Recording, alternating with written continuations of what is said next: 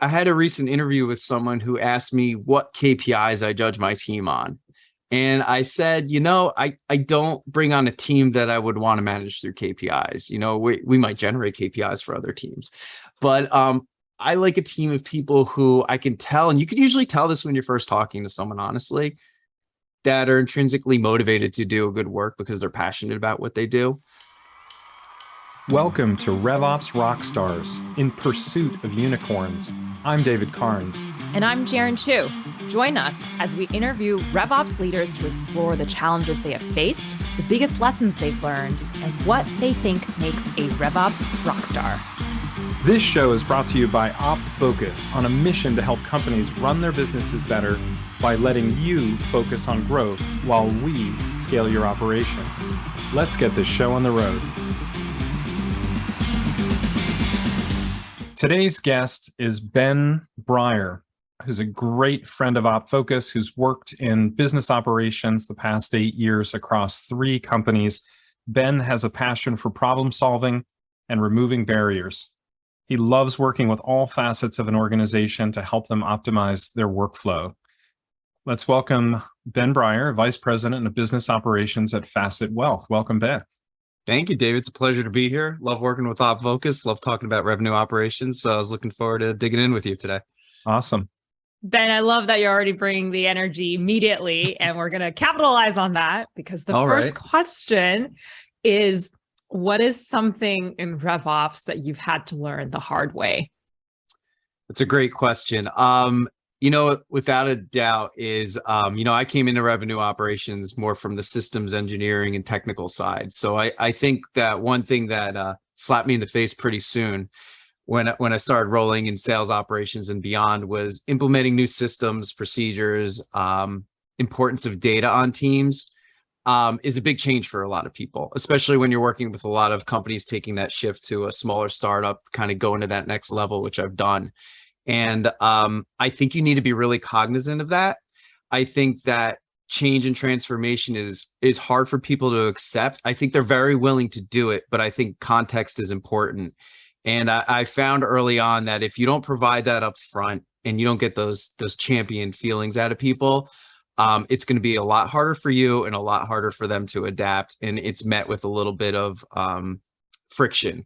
So I think that I learned pretty early on is that you have to almost sell what you're about to do before you're about to do it, make people understand the purpose of why and how it's going to enable them in their jobs and how it's going to enable the organization to grow.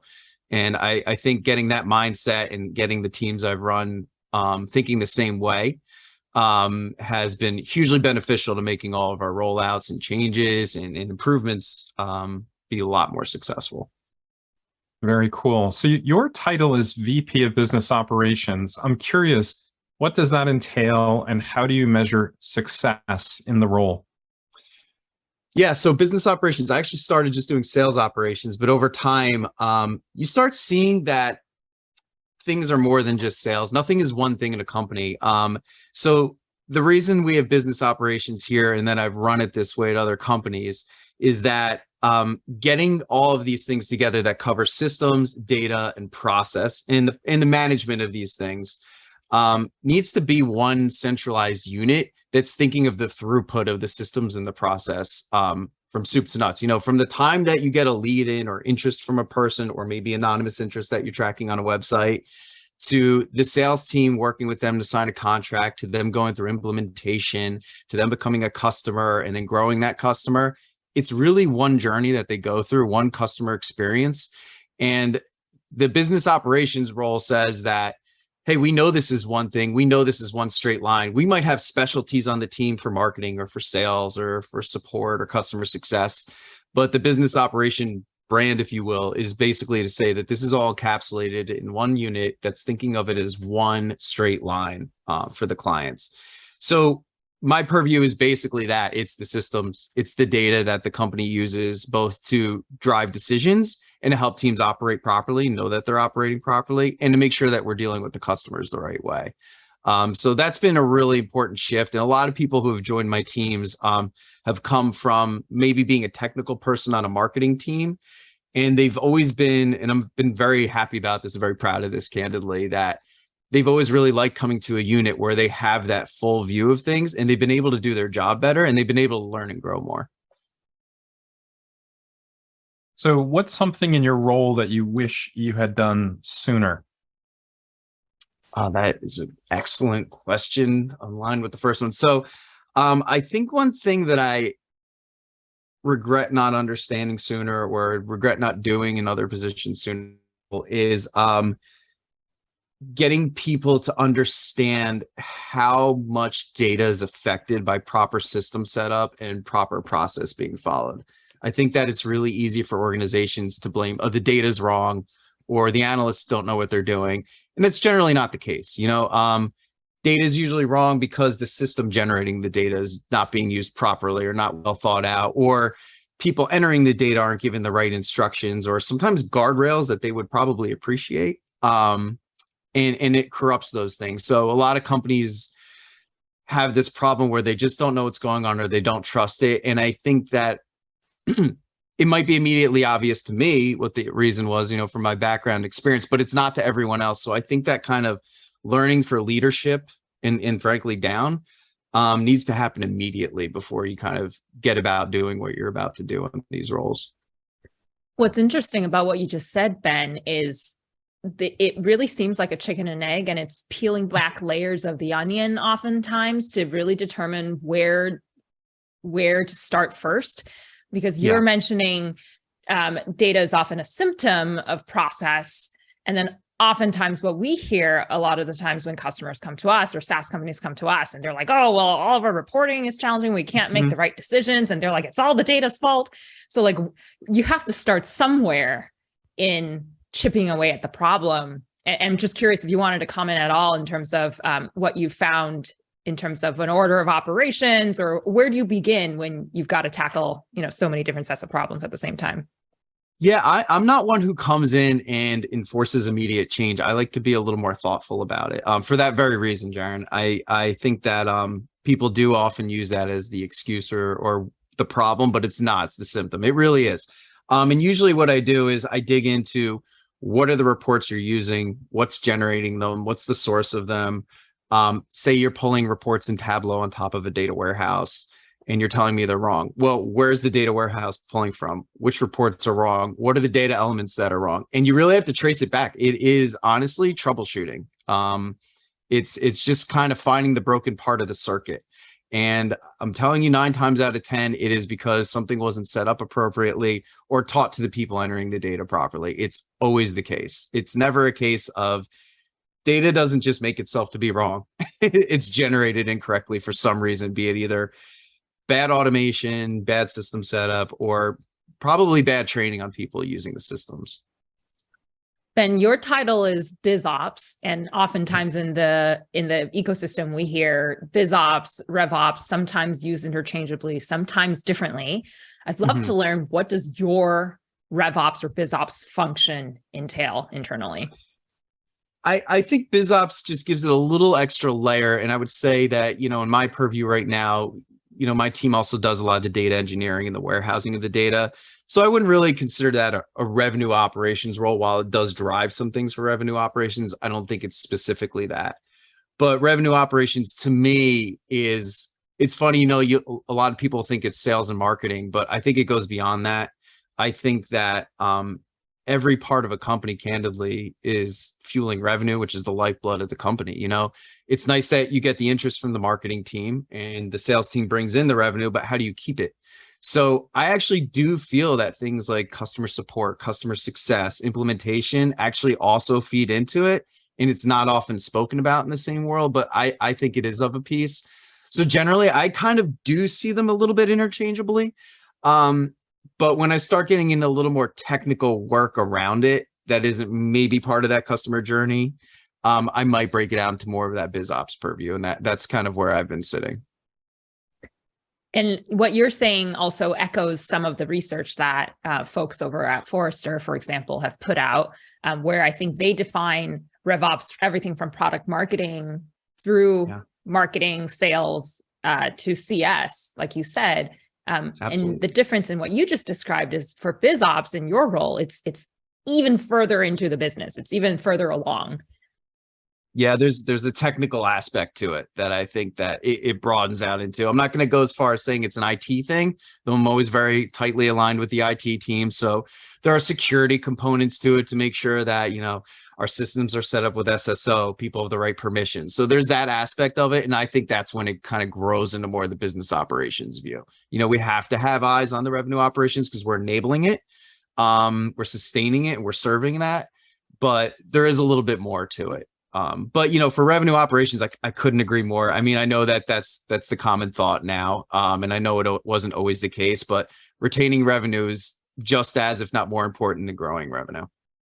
Do you find yourself ever needing to educate folks internally at your company around what really is the purview of what you do and what you don't do? Frequently. I think every time I come into an organization, it's met with a little bit of a blank stare. And it takes a little while for people to understand it. So I'll probably present my plans early on. Here's, what I'm thinking and what the purview is. Once things start rolling, I'll present it again. And as we start releasing things and having successes and showing the value of the team, I'm a big believer in constantly communicating that because, it's easy to fall into something with an operations team where you're the team that, if everything's going well, no one really knows what you're doing. And if something goes badly, everyone blames you.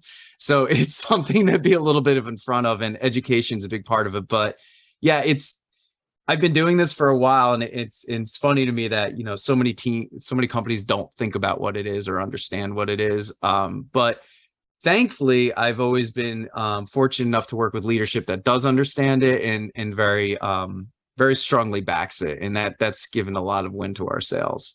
But it is constant education and re-education. You don't want people thinking that you're a help desk team. Like, yes, we're an enablement team. Yes, we're there to help teams grow and facilitate them. But it's a little bit more than that. And I also don't like people necessarily thinking of it as a governance big brother team. That's not the point either. There is a component of that too. But I think after people start seeing what you produce, and usually people on these teams are high performing people, very technical, very thoughtful people. I think that people in the organization start understanding that, recognizing it, and really look to us as a center of excellence. And that's the kind of team you have to grow to do these things. With so many functions under your purview internally, how do you typically determine the balance of in-house versus what you might outsource, what you might have an external team help out with? Yeah, so it is. I mean, I have data engineers, I have analysts, I have project managers, I have business analysts. I'm very fortunate that I have such a diverse team. When it comes to external parties to work with, I won't really use them for analysis or data engineering and things like that. I think that's better kept in-house. You have to have a really strong sense of the company and what everything means to do that. But I use third parties like OpFocus a lot because when we're setting up new systems or new parts of systems, or it could be a module of a system that we've had for a while that the team doesn't have an experience in. I love my teams. I know they're very technically sound, but I do like that layer of just professional expertise on people who live that, breathe that, and really understand it for a couple of reasons. Number one, it ensures that my implementation is being done the best way possible. I'm a big believer in best practices. You're always going to have to customize beyond a certain point, but if you don't start things fundamentally correctly, you're setting yourself up for a rat's nest of issues later. So that avoids that. And it also has a huge benefit of training my team. When they start working alongside these third parties, a big reason I work with OpFocus in companies like that is that I'm very specific with the people I work with, saying, listen, my team's going to work alongside you. We're going to share the burden on this. And at the end of this, my team's a lot smarter for it. They're a lot more adept at the product, and they can usually self-sustain. And I'll incorporate those third parties when we have a massive, maybe extension of what we've done, because I get that same thing back again. So it's a little bit beneficial for my team. And it also ensures, I think, that the best products produced out of the gate. I don't like implementing and re-implementing if I can avoid it. And I think if you try to do that yourself, you frequently end up there. You lose time, you lose information, you lose credibility, and you lose money, to be honest. So Ben, you've been talking about products and systems, and I want to shift gears a little bit and ask you, what tech stack tool could you not live without? Oh, that's a great one. Listen, I'm a big fan of Salesforce. I'm a big fan of Tableau, BigQuery. I think Excel is the most wonderful tool in the world, just because you can almost do anything you need out of there. It could be a horrible manual database. It could be an analytics tool. It could be anything. And I don't have a person on my team that doesn't lean on it at some point. It's like they made that beautifully out of the gate. It's been refined over the years, and I'm a huge Excel fan. You know, a little known history of OpFocus is in our first few years, we wrote tens of thousands of lines of Excel VBA code automating reporting when there really weren't many good choices at the time, pulling data out of Salesforce and out of other systems and processing it and then presenting it using Excel. See, I liked you guys before I even knew it. No, that makes a lot of sense to me. I mean, I honestly got into this from using Excel a lot, getting into Microsoft Access. That brought me to SQL, and it kind of escalated from there. So that's always kind of my home base, I'd say. You know, it's like a musician who gets really great, but they always started in the blues, and that's always kind of their foundation. I think of it that way. Well, staying with that theme for a moment. So I'm assuming in Excel, a lot of it's reporting. Where do you get your at-a-glance view within Facet Wealth? So a lot of that, honestly, is Tableau. And the reason for that is we do a lot of work within our platform itself. So that ingests a lot of information from our platform. That's why my data engineering team is so vital, and a lot of information from Salesforce. So we use that a lot. I will tell you that while that's great and you could tie together a lot of data sources, I am kind of getting into a shift where we're starting to use Salesforce for a lot of things specifically. And the reason for that is I'm a big believer in making data democratic. I do want people to be able to pull their own reports and not be dependent on us. And I don't want to be a blocker to people. So if we set up something like a Salesforce properly, where you can track sales, services, even a lot of marketing things, I think teams get a lot more out of it a lot faster. Tableau is a wonderful tool for really heavy analysis, and that's where we've been.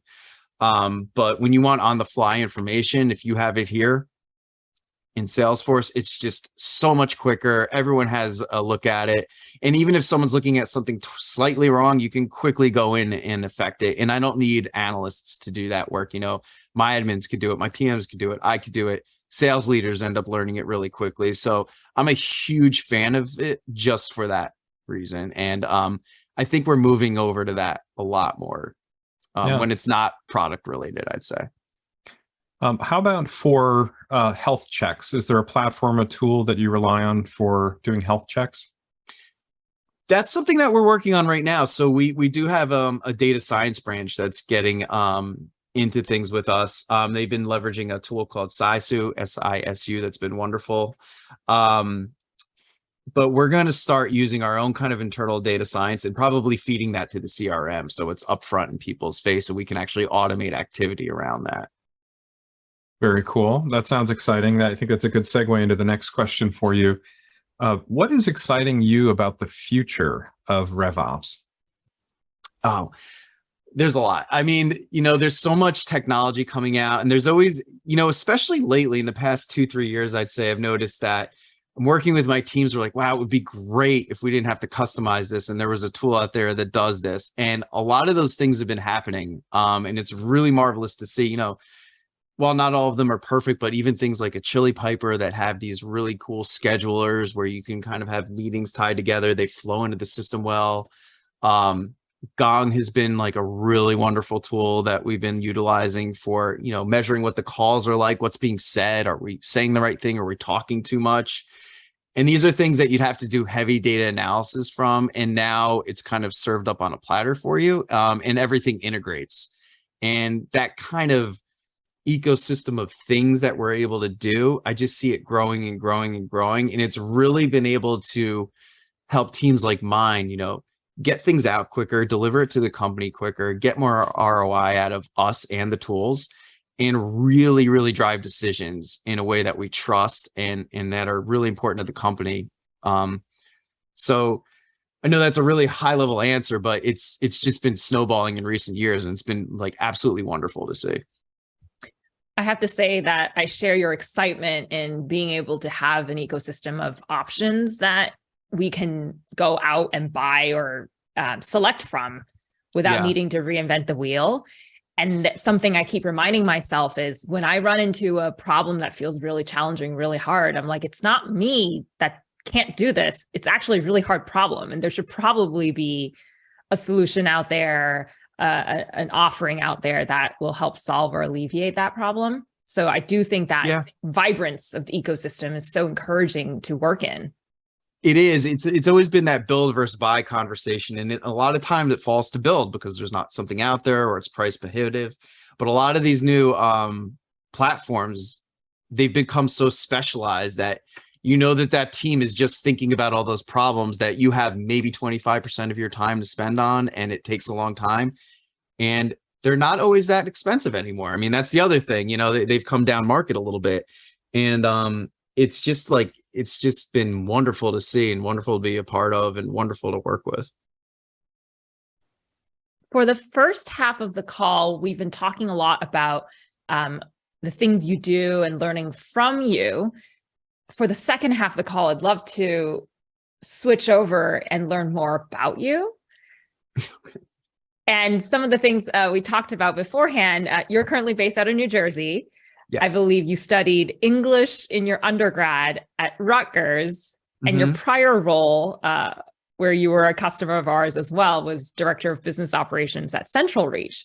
So I'm curious, Ben, how did you get into SaaS RevOps? Like, take me back to all the way of what you studied and how you stumbled into the field.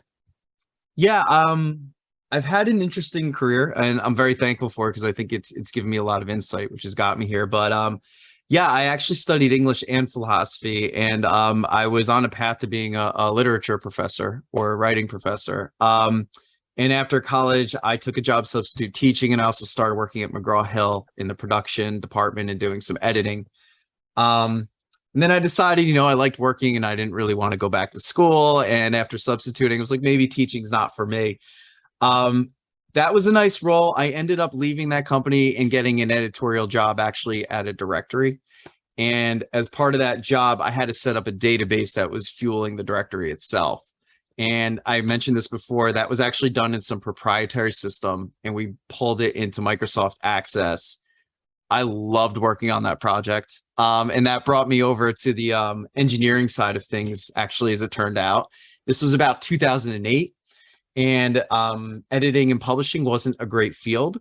So I was also thinking that, I'm enjoying this database management. I'm really taking to it. I started studying it on my own. I taught myself SQL and Access. So I switched over to an engineering role at that company, and it became a data platform company, actually. So that worked out nicely. We worked on a lot of data ingestion processes, data transformation. I was embedded with the engineering team first as a PM. And then I started taking part in a lot of the initiatives, ran data quality. I actually had a 6-month project offsite, about 4 people, to redo our complete ingestion engine. And in coming back, I remember contacting our head of operations, and I said, what's the next initiative I'll be working on? And he answered me, I need someone to run support, and we bought a new tool that no one's really had time on. I think you could take it over. It's called Salesforce. I wasn't familiar with it at the time. Came back to the office, ran support, started taking over Salesforce. And I think that was really the start of the next phase of my career that I'm still fortunate to be in. That turned into sales operations roles. That purview extended business operations. And, here I am. I was lucky enough to have a lot of data analysis work in my background, engineering, project management, business analysis along the way. So it was just such an organic flow, especially from someone who had a typewriter in college. But I'm very thankful for the experience I had in getting here. And I think that it's given me a view that people coming at it just from a sales end or just from a tech end weren't able to get. So I feel very lucky for that. And it's been a really interesting journey. And I think when I describe this to a lot of people, they're a little taken aback that I got here that way. But it's so interesting, Ben. I think if I had $1 for every time someone shared that they stumbled onto databases and the light bulb went off, and that happened to me too. It was a summer class at Harvard on database management, and changed everything. Changed how I thought about everything. But then also that similar story of how if I had $1 for every time people saying, or hearing we've bought this thing called Salesforce. Right. We need you to figure it out. I hear it all the time. What do they call them? Accidental administrators? Yeah. I think I took to that because of the databases. I saw it immediately. It's like, oh, this is a really nice relational database underneath here and allows me to automate off of everything here. And it's just like, I was like, this is what I've been looking for. This is the kind of ecosystem. And the fact that it serves so many parts of the company and really embedded you in what those different teams do, I was able to learn all those parts of the company. And I just find it super exciting. I love it. And, I learn more everywhere I go, every day I'm doing it, and every person I work with. Well, we're lucky to have English majors like you in the Salesforce community. So Ben, I'm curious, what does Facet Wealth do? So Facet Wealth, so we are actually, I don't want to say we're a financial services company exactly, but we are. So we really want to enable our clients to really live the lives that they want to do. We want to really let them live beyond what they thought they could. So we are a financial services company. We do this through technology. People come to our platform. They can model out what kind of things they want to do in their life, what they want to accomplish, what their goals are. And our financial administrators work with them through technology, remote Zoom calls, anything it is, and help them realize that, a little bit at the people's own leisure, because they can check up things in the platform. We can manage their assets for them. And we're really here to help them not just make decisions on like, what are you going to do in the stock market? What should I put in my 401k? But if you want to take a trip next year, how do you make that work and not hurt yourself later? And the wonderful part of the company that I really appreciate is we're not doing this where we're taking a percentage of your wealth. It's a subscription service. It's a recurring subscription service. So we're here to help you realize what you tell us you want to do. And we don't have that thought of we're going to make a little bit more money with you as you make that money. So we're not pushing you to more extremes. We're allowing you to do what you want to do. We're going to enrich your lives the way you want us to. And that story that we do and that making this available to everybody has been really wonderful because, especially in the times we're in, it's hard to make the right financial decision. And it's been a little cost prohibitive for most people. And the fact that this company can open that up down market to people who might not have as much or just starting out and starting their family, and we can help them do that, is really a wonderful story. And it was really a big reason to bring me here. And, the company's amazing too, because, we have Slack channels where we constantly see planners talking about all the wonderful things that they've been helping their clients do and all the goals they've met. And, it's really heartening. And I try to work with companies that have those kind of stories. Central Reach worked with practices that help people who practice working with children with autism run their practice. So I really do appreciate those kind of things that enable people and enrich their lives. And Facet's been, at the forefront of that in the financial services realm. Well, it sounds like a great year for it. Sorry, go ahead, Jaren. Yeah. No, very timely. One of the things that really strikes me as so compelling, Ben, is, Mark Benioff loves to say on the main stage at Dreamforce that business is a force for good. And the two companies that you've been at most recently, currently Facet Wealth and previously Central Reach, all really have a mission baked into their profit model, and that it doesn't need to be a separate conversation. It doesn't need to be donate on the side, but rather through business itself, it is evolving and changing and affecting some really meaningful causes. Yeah. Finances, for better or for worse, are part of every aspect of your life. And it's not the easiest thing to deal with. And it's something a lot of people kind of shy away from. And, we really want to make it easier for people and we really want to help them. And it's nice to be part of businesses that think that way. So, Salesforce has taken off because they've been a huge enablement tool too. I think I use that word enablement a lot, but it means a lot to me. I'm not an authoritarian type. So I like thinking about things as like, not you do this because you just do it and I'm telling you to do it. I like doing it where it's like actually helping people progress and get better and do what they need to do. And this company fits in that. So it's been wonderful to be a part of it. Well, that's great. And just hearing the word enablement makes me think of, having heard of you over the years doing such a great job finding talent, onboarding talent, growing talent. A question in that area, is there a piece of advice that you share with folks that you bring on board to your team as they're ramping up on their RevOps or BizOps journeys? Yeah, that's a great question. I had a recent interview with someone who asked me what KPIs I judge my team on. And I said, I don't bring on a team that I would want to manage through KPIs.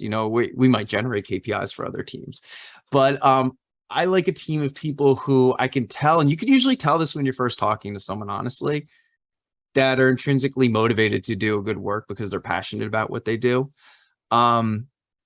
So anyone who joins my team is probably someone that I've gotten that vibe from. Technical skills could be taught. You don't have to know every system in the world. You'll learn them. If you're intellectually curious, you'll learn them. So I usually tell people when they join my team, like, listen, you're not going to know everything. That's fine.